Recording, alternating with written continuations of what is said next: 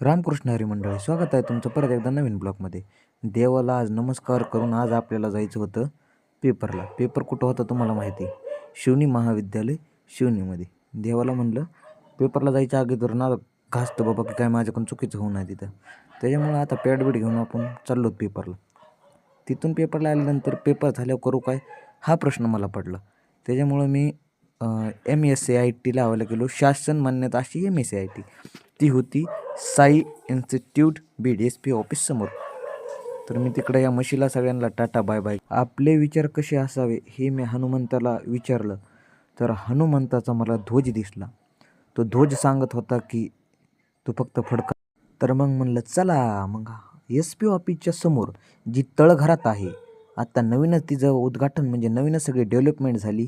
Sai computer typing institute शासन मान्यता. तिथं तर मला सरने अतिशय छान माहिती दिली. सगळं झाल्यानंतर मी आपल्या बीडमध्ये असलेल्या श्रीकृष्ण मंदिरात आलो. पण मला इथं काही वेगळंच अनुभवायला दिसलं. तुम्ही बघू शकता. त्यासाठी मी पुरातन काळातला इतिहास काढला. या बोर्डावरचे जे नाव आहेत तुम्ही ते प्रॉपर वाचून घ्या आणि आपले देव हे स्वतःचे देव कसे करतात ते तुम्हाला नक्कीच कळेल. इथं मी प्रॉपर व्हिडिओ असा ह्याच्यामुळं काढला आहे की इकडं जरा काहीतरी मला वेगळंच अनुभवायला भेटतं आहे. त्याच्यामुळे जर हिंदू तरुण पिढीने इकडं नाही येण्याचा प्रयत्न केला तर उद्या चलून ह्या भगव्या मंदिराला सुद्धा निसर्गाचा हिरवा कलर लागू शकतो. हे आपल्याला होऊन द्यायचं नाही.